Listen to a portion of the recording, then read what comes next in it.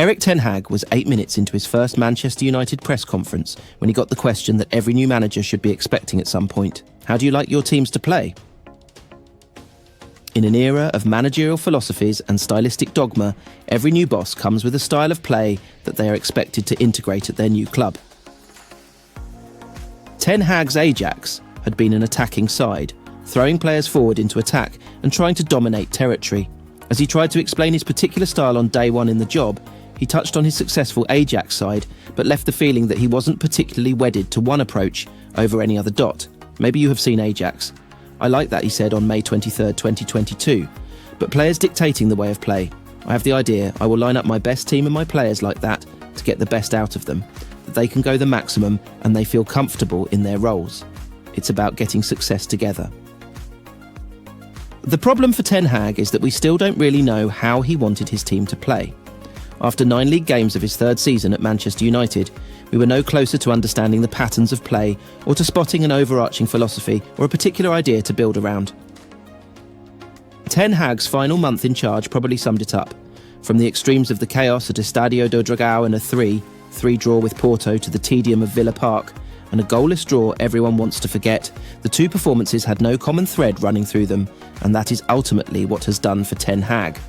We don't know what he stood for or where he was trying to get it. That answer he gave at Old Trafford back at the very start of his reign hinted at being adaptable, at switching his style depending on the players available. But a club of United's statute want more than that.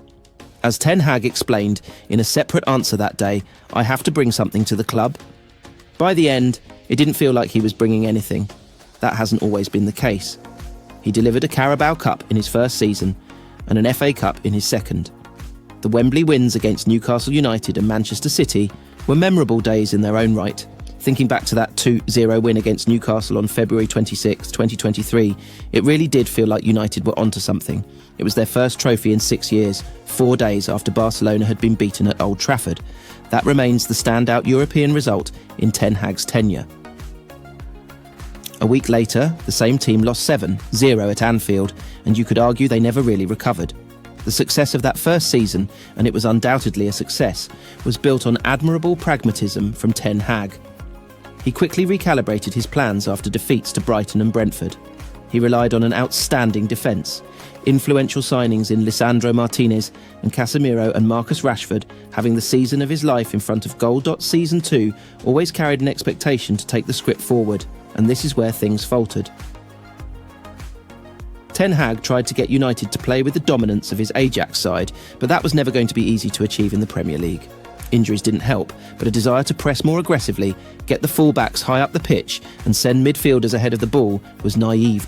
Since the start of last season, United have shipped 2 or more goals more than 30 times and often look defensively vulnerable, with huge holes in midfield. When they do tighten up, as they did at Villa Park, they look poor going forward. Finding a balance has been impossible, maybe aside from that FA Cup final success. 10. Hag was compromised by those injuries and continued to be hampered by the absence of a left-back. There have also been transfer failings. The signings of Rasmus Højlund and Joshua Zirkzee haven't produced enough goals. Antony was an astonishing waste of money, and Casemiro's impact lasted 1 year of a 4-year contract. Too long was spent on a fruitless pursuit of Frenkie de Jong in the summer of 2022. But the biggest argument for ending Ten Hag's time at the club was the question he struggled to answer on day one. Nearly 2.5 years on, we still don't really know what kind of football he wanted to bring to Manchester United. The Manchester skies were grey, mirroring the mood across Old Trafford. News had spread fast. Erik ten Hag was gone. The Dutchman, who had arrived with high hopes and a bold vision, was now another name added to the long list of managers whose tenure at Manchester United ended in disappointment. The club's official statement confirmed what fans had already speculated. The 2-1 loss to West Ham had sealed his fate. In a season filled with struggle, the West Ham game felt like a final blow. United's 14th position in the Premier League, with only 11 points from 9 matches, painted a harsh reality. The dream of reviving United's glory days had faded, leaving behind a legacy of unfinished business, and the weight of what could have been among the players. An outpouring of emotions followed the announcement. Joshua Zirkzee, the young striker. Ten Hag had signed over the summer from Bologna in a £36.5 million deal was among the first to respond. A simple yet heartfelt message appeared on his social media, a picture of him with Ten Hag, captioned in Dutch, "Thanks for everything, coach," followed by the symbolic folded hands emoji. Xerxes' words were few, but the sentiment was clear. Ten Hag had believed in him, had brought him into the fold, and for that, he was grateful. Coming on for Christian Eriksen in the 79th minute against West Ham would mark his last game under Ten Hag's leadership, a moment he now looked back on with quiet reflection. Joshua wasn't alone in his tribute. Captain Bruno Fernandes, the face of resilience and leadership for the club, shared his thoughts as well. "Thanks for everything, boss," he wrote. "I appreciate the trust and the moments we shared together." Known for his fierce loyalty and passion, Bruno's message reflected the respect he held for the manager who'd placed trust in him. "Even knowing the last period hasn't been great for all of us, I hope you fans can keep with you the good things the manager has done for our club." His words carried a sense of closure, recognising the challenges, but also honouring the moments that defined Ten Hag's tenure. It was a message that resonated with the fans, bridging the gap between the successes and struggles of Ten Hag's time at Old Trafford. Alejandro Garnacho, the young talent who had blossomed under Ten Hag, added his voice to the chorus. His gratitude was personal. "Thank you for everything, boss," Garnacho wrote. "I will always be grateful to you for giving me the opportunity and the confidence to play for this club." Garnacho's words carried the weight of a young player who had found his footing under Ten Hag's watchful eye. Despite the difficulties, he held on to the memories of the good times, acknowledging the role Ten Hag had played in shaping his journey.